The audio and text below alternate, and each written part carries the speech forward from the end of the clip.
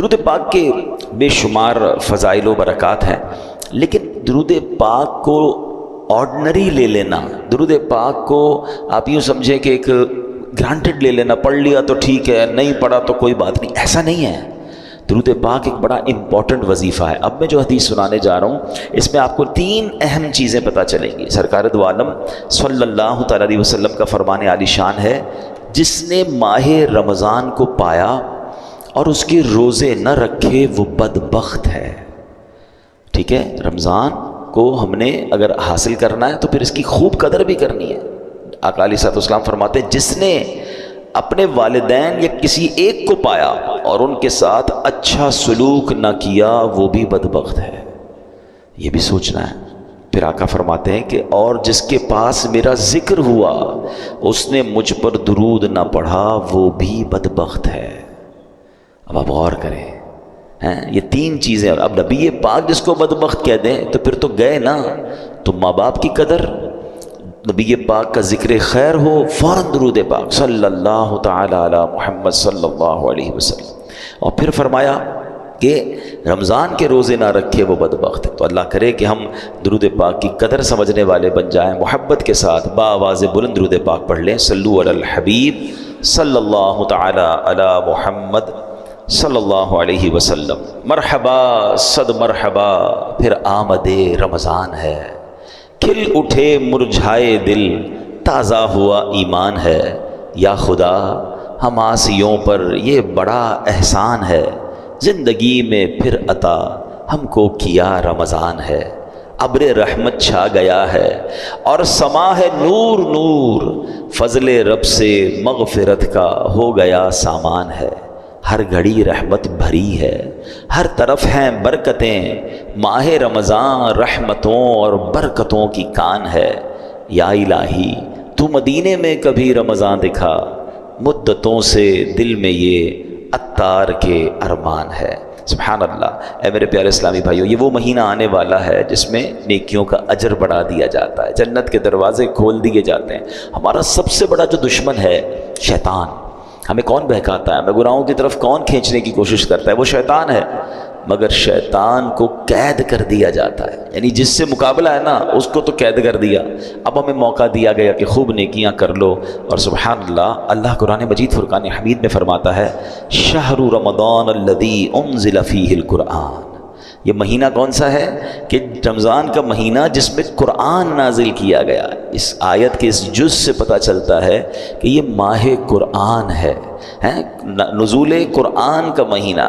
ایک اور جگہ قرآن مجید فرقان حمید فرمایا جاتا ہے کہ یا ایھا الذین آمنوا کتب علیکم الصیام کما کتب علی الذین من قبلکم لعلکم تتقون۔ اے ایمان والو، تم پر رمضان کے روزے فرض کیے گئے جیسے کہ پچھلی قوموں پر فرض کیے گئے۔ پچھلی قوموں پر بھی روزے فرض تھے، ان کا الگ الگ دن تھے، الگ الگ انداز تھا، مگر جو وجہ، جو ریزن قرآن نے بیان کیا نا کہ اس لیے فرض کیے گئے، لعلکم تتقون، تاکہ تم تقوی اختیار کرو، تاکہ تم پرہیزگاری اختیار کرو۔ تو روزے آ رہے ہیں ہمیں متقی بنانے کے لیے، ہمیں پرہیزگار بنانے کے لیے۔ اب ہم نے دیکھنا ہے کہ ہم نے ان روزوں کو کیسے گزارنا ہے، اس کا استقبال کیسے کرنا ہے، ان روزوں کو جس کو کہتے ہیں نا اس کا ٹائم کیسے اسپینڈ کرنا ہے۔ بدقسمتی یہ ہے کہ کچھ لوگ روزے رکھ کر بھی گناہ کر رہے ہوتے ہیں، روزے رکھ کر بھی اللہ کی نافرمانی کر رہے ہوتے ہیں۔ ایک بات یاد رکھیے، روایتوں میں آتا ہے کہ جو بندہ بھوکا پیاسا رہے، روزہ رکھے اور پھر بھی گناہ سے باز نہ آئے، تو اللہ کو ایسے بھوکا پیاسا رہنے کی کوئی حاجت نہیں ہے۔ روزہ صرف کھانے پینے سے رکنے کا نام نہیں ہے۔ آنکھیں حرام دیکھ رہی ہیں اور بندہ روزہ رکھا ہوا ہے، کان حرام سن رہے اور بندہ روزہ رکھا ہوا ہے، زبان حرام بول رہی ہے اور ہم روزے سے، یہ کون سا روزہ ہے؟ یقیناً کھانے پینے سے رکنا ہے مگر گناہوں سے بھی رکنا ہے۔ اچھا دیکھیں، رمضان میں گناہوں کی شدت، اس کی سزا کی جو شدت ہے وہ کیوں بڑھ جاتی ہے؟ یعنی میرے اور آپ کی آسانی کے لیے شیطان بند کر دیا گیا، نیکیاں کرنا آسان کر دیا گیا، ثواب کا اجر بڑھا دیا گیا، مگر یہ کیسا بندہ ہے کہ پھر بھی گناہ سے باز نہیں آ رہا؟ آپ سوچ رہے ہیں کہ آپ کی میری فلیکسیبلٹی کے لیے، ہمارے لیے نیکیاں آسان کرنے کے لیے ہمارے دشمن کو بند کر دیا گیا، مگر پھر بھی بندہ گناہ کرتا ہے۔ اچھا، یہاں ایک بڑا دلچسپ سوال بھی لوگوں کے ذہن میں آتا ہے کہ جناب اگر شیطان بند ہے تو بندہ پھر گناہ کیوں کرتا ہے؟ ٹھیک ہے نا. آپ کہہ رہے ہیں شیطان بند ہو جاتا ہے، تو لوگ رمضان میں بھی جھوٹ بولتے ہیں، رمضان میں بھی معاذ اللہ فلمیں ڈرامے دیکھ رہے ہوتے ہیں، بدکاری، بے حیائی، بہت سارے برے کام چل رہے ہوتے ہیں. تو یہ کیوں؟ تو علماء نے بڑی پیاری مثال دی ہے. کبھی سائیکل چلائی ہوگی آپ نے، تو فرمایا سائیکل چلاؤ، چلاتے رہیں اور کچھ دیر کے بعد سائیکل کے آپ پیڈل مارنا چھوڑ دیں، مگر سائیکل پھر بھی کافی دیر تک خود چلتی ہے، کیونکہ پیڈل آپ نے پیچھے کافی مار لیے تھے. تو بتایا جو 11 مہینے شیطان نے آپ کے پیڈل مارے ہیں نا، ٹھیک ہے، 11 مہینے چلتے رہے شیطان کے ساتھ. اب شیطان تو بند ہو گیا، باقی کام اسی انہوں نے خود ہی کر رہے ہیں. وہ شیطان بند ہے، بندہ خود ہی اس کو جو پیڈل مارے سائیکل چل رہی ہے. بریک تو لگاؤ بھائی. ہاں بریک لگا لو گے تو پھر نہیں چلنی، کیونکہ پیڈل مارنے والا اب کوئی نہیں ہے. مگر مسئلہ یہ کہ ہم بریک مارنے کے لیے تیار نہیں ہوتے نا. ہماری جو عادتیں ہم اس کو کنٹینیو کر لیتے ہیں. معاذ اللہ جس کی جھوٹ بولنے کی عادت، بد نگاہی کی عادت، موبائل پر الٹی سیدھی چیزیں دیکھنے کی عادت، لڑائی جھگڑے کی عادت، گالی گلوچ کی عادت، حرام کمانے کی عادت، وہ رمضان میں اس لیے بند نہیں ہوتی کہ اس نے بریک نہیں لگاتا. وہ مجھے اور آپ کو ابھی سے بریک لگا لینا ہے. 3-4 دن تو شیطان سے لڑ لو یار، پھر تو ویسے ہی رمضان آ جائے گا، وہ بند ہو جائے گا. ابھی سے پریکٹس کرنی ہوگی. ایسا نہیں ہوگا کہ جب اعلان ہوگا کہ مبارک ہو ماہ رمضان کا چاند نظر آ گیا تو ہماری ساری بری عادتوں کے سوئچ آف ہو جائیں گے. جھوٹ کا سوئچ آف، بدنگاہی کا آف، لڑائی جھگڑے کا آف. نہیں، وہ آپ کو آف خود کرنے پڑیں گے، اور ابھی سے کریں. اس کو پلان کریں کہ مجھے رمضان میں کوئی گناہ نہیں کرنا. رمضان نیکیوں کے لیے آ رہا ہے. اس مہینے میں ایک بار کیا ہوا کہ پیارے آقا علیہ الصلوۃ والسلام منبر اقدس پر تشریف لے گئے، تو آپ نے آمین ارشاد فرمایا. طویل حدیث ہے، میں اس کا ایک جز سنا دیتا ہوں. آمین ارشاد فرمایا. تو صحابہ نے کہا حضور آپ نے آمین فرمایا؟ کہ جبریل امین آئے تھے، انہوں نے دعا کی کہ جو رمضان کو پائے اور اپنی مغفرت نہ کروا سکے وہ ہلاک و برباد ہو جائے. نبی پاک فرماتے میں نے اس دعا پر آمین کہا ہے. مجھے بتائیں دعا کرنے والا کون؟ فرشتوں کا سردار روح الامین. آمین کہنے والا کون؟ نبیوں کے سردار صلی اللہ تعالی علیہ وآلہ وسلم. مجھے بتائیں کوئی شک و شبہ باقی بچتا ہے اس دعا کے قبول ہونے میں؟ 100% مقبول ہے نا. دعا ہو رہی ہے کس کے لیے؟ جو رمضان کو پا کر اپنی مغفرت نہ کروا سکے. تو اب آپ بتائیے کتنا کانشیسلی رمضان گزارنا چاہیے، کتنا فکر کے ساتھ رمضان گزارنا چاہیے کہ یار کچھ بھی ہو جائے میں نے رمضان میں اللہ کو راضی کرنا ہے، میں نے مغفرت لینی ہے، میں نے اس کو ضائع نہیں ہونے دینا ہے. تو اس کے لیے پریپریشن کریں نا، اس کے لیے تیاری کریں، اپنے ذہن کو فریش کریں، سوچیں میں نے رمضان کیسے گزارنا ہے. آ جائے گا تو دیکھ لیں گے. نہیں، آپ کے گھر پہ کوئی مہمان آنے والا ہو، ایسے کرتے ہیں کہ یار آ جائے گا تو دیکھ لیں گے. نہیں یار، اس کو کھلانا کیا ہے، بٹھانا کہاں ہے، انتظام کیا ہوگا. پھر جتنا اہم مہمان اتنی زبردست تیاری کرتے ہیں. آپ گھر بھی سجاتے ہیں، بعض اپنے گھر کو صاف کرتے ہیں کہ یار بہت اہم مہمان، ایسا مہمان جس کا برسوں سے انتظار تھا، میرا سب سے بیلوڈ، سب سے پیارا آ رہا ہے. تو آپ اور تیاری کرتے ہیں، اس کے استقبال کی تیاری کرتے ہیں، اس دن اچھے لباس پہنتے ہیں. تو کیا ایسا نہیں ہو سکتا کہ ماہ رمضان کی آمد سے پہلے ہم گھر میں صفائی ستھرائی کریں، گھر میں خوشبو لگائیں، اپنے لیے اچھے لباس، صاف ستھرے لباس تیار کریں، مینٹلی پریپیئرڈ کریں اپنے اور اپنے بچوں کو بھی. ہمارے بچوں کو بھی بعض اوقات نارمل لے رہے ہوتے ہیں، اچھا رمضان آ گیا ٹھیک ہے. نہیں، اللہ کرے کہ ہمارے گھر میں، ہماری فیملی میں، ہمارے خاندان میں، بلکہ ہمارے ملک میں، ساری دنیا میں ایک شور ہو، ایک خوشی کا سما ہو. مبارک ہو رمضان آنے والا ہے. Be prepare yourself. صحابہ اکرام پریپریشن کرتے تھے. آپ کو پتہ ہے لوگ اپنے کاروبار سمیٹنا شروع کر دیتے تھے کہ یار رمضان میں زیادہ کام نہیں کرنا ہے، پیسے دینے تو دے دیے، لینے ہیں تو لے لیے. یہاں تک کہ جو حکام ہوتے تھے، جو ججز ہوتے تھے، جن کو معاف کرنا ہوتا تو معاف کر دیتے تھے، جن کو سزا دینی ہوتی تھی، یعنی جو چاہتے تھے کہ رمضان سے پہلے چیزیں کمپائل ہو جائیں اور پھر ہمارا فوکس جو ہے وہ رمضان میں عبادت پر رہے. یہاں تو ایسا ہے ہی نہیں. کچھ لوگوں کو تو پڑے پرواہ ہی نہیں، بلکہ الٹا ہو رہا ہے. کچھ لوگ ہو سکتا ہے کہ رمضان میں زیادہ پیسے کیسے کمانے اس کی تیاری میں لگے ہوئے ہوں گے. کچھ یہ بھی پریپریشن چل رہی ہوگی، یہ بھی سٹاک لے لو، یہ بھی خرید لو، اس کے ریٹ بڑھ جائیں گے، اس کو جناب اس میں بہت کمائیں گے، پھر آخری عشرے میں الگ کمائیں گے. رمضان کاروبار کے لیے نہیں، رمضان کھانے پینے کے لیے نہیں، رمضان تو مغفرت کروانے آ رہا ہے. آپ کو پتہ ہے پچھلے رمضان میں کئی لوگ ہمارے ساتھ تھے، وہ آج ہمارے ساتھ نہیں ہیں. ہمیں کیا معلوم؟ پہلے تو اللہ سے یہ دعا کرتے ہیں کہ یا اللہ خیر سے، عافیت سے ہمیں رمضان سے ملا دے. بڑی پیاری دعا ہے نا، اللہم بلغنا رمضان بالصحت وعافیہ. اے اللہ ہمیں رمضان سے صحت اور عافیت کے ساتھ ملا دے. پہلی دعا تو ہماری یہ ہے. اور پھر دوسری دعا یہ ہے کہ اللہ یہ رمضان ہمیں ہماری مغفرت کا سامان بن جائے. کیا پتہ یہی آخری رمضان ہو ہمارا. تو ہمیں اس کی قدر کرنی ہے، ذہنی طور پہ تیار ہو. بلکہ میں تو مشورہ دیتا ہوں فزیکلی بھی تیار ہونا شروع ہو جائیں. زیادہ محنت کے کام تھوڑا کم کر دیں، تھکاوٹ والے کام کم کر دیں، زیادہ ٹریولنگ کم کر دیں. کیونکہ اگر آپ کی طبیعت خراب ہو گئی ہیں، اگر جس کو فکر ہے نا کہ میں نے پورے روزے رکھنے ہیں، پوری تراویحیں پڑھنی ہے، تو وہ اپنے آپ کو ذرا سیکیور کرے گا. آپ کو پتہ ہے جس کی شادی ہوتی ہے کیا کہتے ہیں دولہے کو، بھائی ذرا خیال رکھنا، شادی والے دن ہی بیمار مت ہو جانا. شادی سے 4 5 6 دن پہلے 8 دن پہلے اس کو ریسٹ کرواتے ہیں، اس کو زیادہ ٹریول نہیں کرواتے. ٹھیک ہے، اچھی بات ہے، ایک بڑا ایونٹ ہے. تو جس طرح اپنے گھر کے کسی بڑے ایونٹ کی آپ پریپریشن کرتے ہیں، یو شوڈ تھنک اباؤٹ رمضان. یہ اللہ کی طرف سے تحفہ آ رہا ہے، یہ وہ مہینہ ہے جو میری مغفرت مجھے بخشوانے آ رہا ہے. مولا علی شیر خدا کرم اللہ تعالی وجہ الکریم کیا فرماتے ہیں، تو مضمون ہے آپ کی کال کا، اس امت کو اگر اللہ کو عذاب دینا ہوتا نا، اللہ کی رضا یہ ہوتی کہ اس امت کو پنشمنٹ ملے، تو اللہ انہیں رمضان اور قرآن عطا نہ فرماتا. یہ 2 چیزیں ایسی دے دی ہیں نا، جس کو پکڑ لو نا سبحان اللہ پھر بیڑا پار ہے. ہاں، رمضان اور قرآن دونوں قبر میں شفاعت کرتے ہیں. کیسے؟ رمضان کہتا ہے یا اللہ میں نے اس بندے کو جو ہے وہ کھانے پینے سے روکا تھا، دن میں کھانے پینے سے روکا تھا. قرآن کہے گا مولا رات میں نے سونے سے روکا، یہ قرآن پڑھتا تھا، تراویح سنتا تھا. تو جس نے رمضان اور قرآن کو تھام لیا نا، یہ دونوں آپ کا کام کریں گے، یہ شفاعت کریں گے قیامت کے دن. مگر جو نہ دن میں روزے رکھے نہ رات تراویح پڑھے، جو نہ دن میں عبادت کرے نہ دن میں اللہ کو راضی کرے نہ رات قرآن سے محبت کرے، تو وہ کیا کہاں جائے گا. Try to understand. ایک حدیث، اتنی حدیثیں میں آج بہت ساری چیزیں لے کر آیا تھا، مگر میں آپ کو کہوں کہ اگر رمضان کی فضیلت پر صرف ایک حدیث جو نبی پاک نے فرمائی نا، 1 لائنر، عقل مندارا اشارہ کافی است. کہتے ہیں نا عقل مندوں کے لیے اشارہ کافی ہوتا ہے. آقا کی ایک لائن کی جو حدیث ہے نا، سرکار دو عالم صلی اللہ علیہ وسلم فرماتے ہیں اگر میری امت کو معلوم ہوتا کہ رمضان کیا ہے، اگر میری امت کو معلوم ہوتا کہ رمضان کیا ہے، تو وہ تمنا کرتے کہ سارا سال ہی رمضان ہو. That's it. اسی سے بندہ سمجھ جائے کہ it means very big special, not only special. ایسا مہینہ ہے. اور نبی پاک سبحان اللہ آپ کا ایٹیٹیوڈ ہی بدل جاتا تھا، آپ کا اسٹائل ہی بدل جاتا تھا. آپ تو اللہ کے حبیب ہیں، دن رات اللہ کی عبادت میں تھے.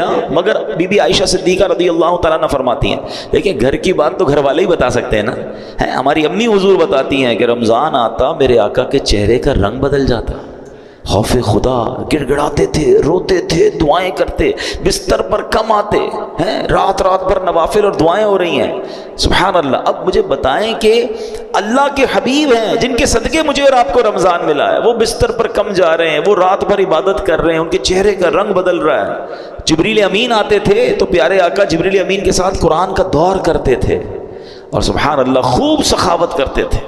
یہ میرے آقا کے چند وہ کام ہیں جو اب ماہ رمضان میں اسپیشل کرتے تھے. ہمارے یہاں حال کیا ہے، آقا آرام کم کر دیتے تھے، ہم آرام بڑھا دیتے ہیں. ہمارے کئی لوگ جو رمضان میں سوتے ہی رہتے ہیں. بھائی آپ سوتے رہیں گے تو آپ نے پھر کیا روزے کو پایا. دیکھیں ایکچولی روزے کے کچھ میسیجز ہیں. روزہ ایسے رکھنا ہے، ایک تو جیسے میں نے بتایا کہ صرف کھانے پینے سے نہیں، گناہوں سے بھی بچنا ہے. دوسرا آپ کو نکاہت فیل ہو. اس کا ایک مقصود ہے کہ جب عصر کے بعد خاص طور پہ ماشاءاللہ کئی لوگ میں جانتا ہوں، مجھے یہاں بھی نظر آ رہے ہیں، مزدور بھی ہیں ہمارے بھائی، نوکری پیشہ بھائی بھی ہمارے بیان میں آئے ہیں. تو یہ مجھے تو ان پہ یقین کرے رشک آتا ہے. اصل روزہ ہی ان کا ہے. ایسے بھی ماشاءاللہ ہیں جو صبح 8-9 بجے سے کام پہ جاتے ہیں اور محنت مزدوری بھی کر رہے ہوتے ہیں اور سبحان اللہ روزہ بھی رکھتے ہیں. اللہ ان کے صدقے ہم ناکاروں کا روزہ قبول فرما لے. ہم میں کئی وہ ہیں جو ایئر کنڈیشن روم میں بیٹھے رہتے ہیں، کام بھی ہے تو ٹیلی فون پر کام کرنا ہے. نو ڈاؤٹ روزہ ہمارا بھی ہے، لیکن اصل روزہ تو ان کا ہے نا، جو اتنی محنت کر کے بھی روزہ چھوڑتے نہیں ہیں. ہاں چھوڑنا نہیں ہے، یہ نہیں کہہ سکتے کہ یار میرا بڑا محنت والا کام ہے، بڑی مزدوری والا کام ہے. روزے سے مت کہو میرا کام ہے، کام کو کہو میرا روزہ. آپ کام کم کر دیں، تھوڑا کر لیں، مگر روزہ نہیں چھوڑ سکتے. تو میں یہ بتانا چاہ رہا تھا کہ آپ نے دیکھا ہے جب آپ کا روزہ ہوتا ہے تو عصر کے وقت بڑی عجیب سی فیلنگ شروع ہو جاتی ہے. کسی چیز کا جی نہیں چاہتا، تھکاوٹ لگ رہی ہوتی ہے، پیاس لگ رہی ہوتی ہے، زیادہ بات کرنے کو جی نہیں چاہتا، غصہ کرنے کو جی نہیں چاہتا، بحث کرنے کو جی نہیں چاہتا. کیوں؟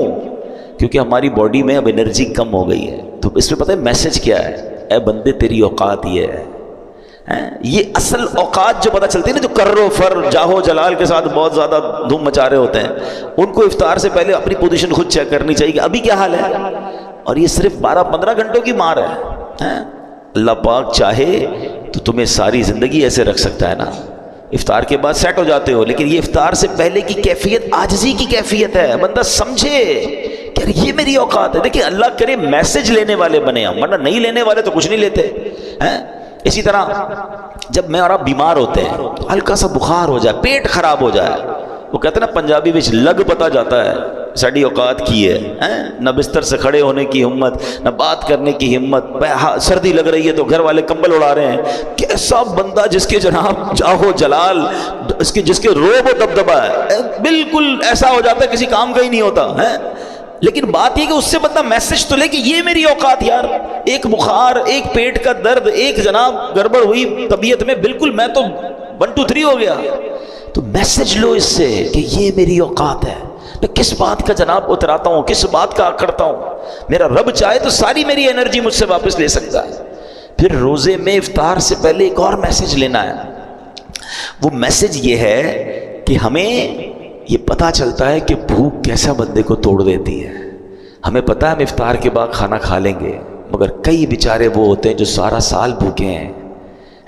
کئی بار مہینے میں جن کے گھر میں روٹی نہیں پکتی ہے، ان کا تو گویا روز ہی روزہ ہے نا، وہ تو روز اس کمزوری سے گزر رہے ہیں. کئی بچے ہیں جن کو پورا کھانا نہیں مل رہا. پاکستان کی تو رپورٹ آئی تھی کہ کئی بچے جن کو پراپر نیوٹریشن ہی نہیں ملتا، وہ بڑے ہی نہیں ہو پاتے، ان کی نشو نما ہی نہیں ہو پا رہی، کیونکہ نہ ان کو پروٹین مل رہا ہے، نہ ان کو دودھ مل رہا ہے، نہ ان کو غذا مل رہی ہے. تو جو امیر بھی ہے نا، اس کو بھی مزہ چکھا دیا گیا ہے، اس کو بھی سمجھ لو غریب کا احساس دلایا گیا ہے کہ افطار سے پہلے اپنی حیثیت دیکھو کہ جو تم اب اس وقت فیل کر رہے ہو سکتا ہے کئی لوگ ایسے ہوں جو ساری زندگی یہ فیل کر رہے ہیں. تو اللہ کرے کہ یہ میسیجز تو لینا یار. تو یہ ہے روزے کی اصل، جس کو کہنا کہ بندہ گناہ سے بھی بچ رہا ہے، کھانے پینے سے بھی بچ رہا ہے. اب افطار کے وقت ہاتھ اٹھا کر پھر دعا کرنی ہے. آپ کو پتہ ہے خاص وقت ہے افطار کا، حدیثوں میں آتا ہے جس کا مضمون ہے کہ روزانہ رمضان میں افطار کے وقت 10 لاکھ گناہ گاروں کو جہنم سے آزاد کر دیا جاتا ہے. اور وہ 10 لاکھ کون سے ہیں؟ کہ جن پر گناہوں کی وجہ سے جہنم واجب ہو چکا تھا. مجھے سچ بتاؤ پھر افطار کے وقت ہماری کیفیت کیا ہونی چاہیے؟ کاش ہم اپنے گھر والوں کو بات سمجھائیں. ہمارے گھر میں تو ایک ہنگامہ مچا ہوا ہوتا ہے، بھائی جلدی سے شربت لے آؤ، تو پکوڑے کدھر ہیں، تو دہی بلے کدھر ہیں، پتہ نہیں افطار ہے یا کوئی مارکا ہے. ارے یہ مغفرت کا وقت ہے. اگر واقعی آپ نے افطار کا انتظام کرنا بھی ہے تو اپنی فیملی سے بھی، ان بیچاروں کو بھی کچن سے نکالیں، ان کو کہیں 10 منٹ پہلے ختم کر دیں، سب کچھ دسترخوان پہ رکھ دیں اور آپ بھی آ جائیں. اب مل کے دعا کرتے ہیں. کتنا اچھا گھر ہوگا، کتنا اچھا دسترخوان ہوگا کہ باپ بھی بیٹھا ہے، ماں بھی بیٹھی ہے، بچے بھی بیٹھے ہیں، اور سب کے ہاتھ اٹھے ہیں کہ مولا آج پھر افطار میں 10 لاکھ بخشے جائیں گے. اے اللہ ہماری بخشش فرما دے، ہمیں محروم نہ کیجیے. اور کراچی والوں کو تو گولڈن چانس یہ ملتا ہے کہ جس وقت ہمارے افطار کا وقت ہوتا ہے، عین اسی وقت یعنی اس سے 15-20 منٹ آدھا گھنٹہ پہلے مدنی چینل پر شاندار دعاؤں کا سلسلہ ہوتا ہے. آپ اپنے گھر والوں کے ساتھ مدنی چینل پر شامل ہو جائیں. وہ دعائیں ہو رہی ہیں، آہیں ہیں، آنسو ہیں، اللہ کے ولی اور پھر ہزاروں لوگ اعتکاف میں پورے مہینے کے رمضان میں فیضان مدینہ میں ہوتے ہیں. تو نہ جانے کس کی آمین کے صدقے ہمارا بیڑا پار ہو جائے. بلکہ میں تو ایک مشورہ دوں گا کراچی والوں کو کہ کچھ افطار فیضان مدینہ میں جا کر کریں. آپ کو بہت ساری فرائز نہیں ملیں گی وہاں پر، بہت خوبصورت فروٹ کی ٹرے نہیں ملے گی، مگر روحانی آپ کو بہت کچھ ملے گا. وہاں فیضان مدینہ میں یہ اہتمام ہی نہیں ہوتا. وہاں پانی کی بوتل دے دی جاتی ہے، 1-2 کیلے دے دیے جاتے ہیں. اس کے بھی پیچھے بھی امیر اہل سنت کی بڑی پیاری حکمت ہے. اللہ کرے ہم کو سمجھ آ جائے کہ افطار سے پہلے جس نے سموسے بھی کھانے، کباب بھی کھانی، پیاز بھی اس میں ڈلی ہوئی ہے، اور اس کے بعد نماز بھی مغرب کی پڑھنی ہے، تو منہ سے بدبو نہیں آئے گی. اللہ کرے ہم مسجد کی نماز کی قدر محسوس کریں. بھائی سب چیزیں مغرب کے بعد بھی تو ہو سکتی ہیں نا، تو پانی پی لیں، کھجور کھا لیں، منہ کو اچھی طرح صاف رکھیں تاکہ ہم عبادت کر سکیں. تو یہ ایکچول دعا کا وقت ہے. تو میں مشورہ دوں گا کہ آپ عصر کے بعد فیضان مدینہ چلے جایا کریں، جب جا سکیں وہاں افطار کریں، پھر گھر آ کے جو کھانا ہے کھائیں بھائی. لیکن وہ جو وقت ہے مغفرت کا، وہ جو وقت ہے دعاؤں کا، اس کو ضائع مت ہونے دینا. اور یہ رمضان میں یہ موقع آتا ہے تو آپ گھر میں دعا کریں، مدنی چینل پر شامل ہو جائیں، جیسے بھی کریں، مگر اس وقت کو خاص سمجھیں. بٹ رہا ہے، مغفرت کے پروانے بٹ رہے ہیں. اور اسی طرح جیسے میں نے بیان میں کہا آخری بات کہ ماہ رمضان میں گناہ نہیں کرنا. حدیث پاک میں آتا ہے جس کا مضمون ہے جو رمضان میں ایک گناہ کرے اس کے 1 سال کے اعمال برباد کر دیے جاتے ہیں. مولا علی شیر خدا کرم اللہ تعالی وجہ الکریم نے ایک قبر کو دیکھا. آپ اللہ کے ولی تھے, بہت بڑے صحابی بھی ہیں, تو آپ نے دیکھا اس قبر والے کو عذاب ہو رہا ہے, اور وہ قبر والا پکار رہا ہے, اے علی میں آگ میں جلایا جا رہا ہوں, مجھے الٹا پلٹا جا رہا ہے, مجھے بچاؤ. مولا علی شیر خدا کرم اللہ تعالی وجہ الکریم نے اللہ کی بارگاہ میں دعا کی کہ مولا یہ بندہ جل رہا ہے, اسے نجات دے دے. تو ارشاد ہوا اے علی آپ اس کی سفارش نہ کریں. تو عرض کرتے مولا میں سفارش نہ کروں, وجہ کیا ہے؟ کہا اے علی یہ وہ بندہ ہے جو دن میں تو روزے رکھتا تھا مگر رات گناہوں سے باز نہیں آتا تھا. اب بتائیں دن میں روزے رکھ کر رات گناہ کرنے والے کو یہ عذاب دیا جا رہا ہے, تو جو روزے بھی نہیں رکھ رہا اس کا کیا حال ہوگا؟ تو رمضان میں نیکیوں کا اجر واقعی بڑھ جاتا ہے مگر گناہ کا عذاب بھی بڑھا دیا جاتا ہے, کیونکہ یہ مہینہ گناہ کرنے کے لیے نہیں ہے, یہ اللہ کا مہینہ ہے. اب ادھر رمضان کی راتوں میں کوئی کرکٹ کھیل رہا ہے, کوئی لوگوں کی نیندیں خراب کر رہے ہیں, غلط کاموں میں لگے ہوئے, نہ کریں ایسا. یہ دعاؤں کا مہینہ, یہ مغفرت کا مہینہ, یہ تلاوت کا مہینہ ہے. Prepare your self. تو بہرحال اللہ کرے کہ ہم اپنے اس مہینے کی قدر کرنے میں کامیاب ہو جائیں. دعوت اسلامی کے زیر انتظام مدنی چینل پر بھی بہت خوبصورت پروگرامز آتے ہیں. جب جب آپ کو وقت ملے آپ مدنی چینل دیکھنا شروع کر دیں. علم دین سیکھ رہے ہوں گے, دعائیں ہو رہی ہوں گی, تو اس کی برکتیں حاصل ہوں گی. اللہ پاک ہمیں عمل کرنے کی توفیق عطا فرمائے. آمین بجاہ النبی الامین صلی اللہ تعالیٰ علیہ وسلم.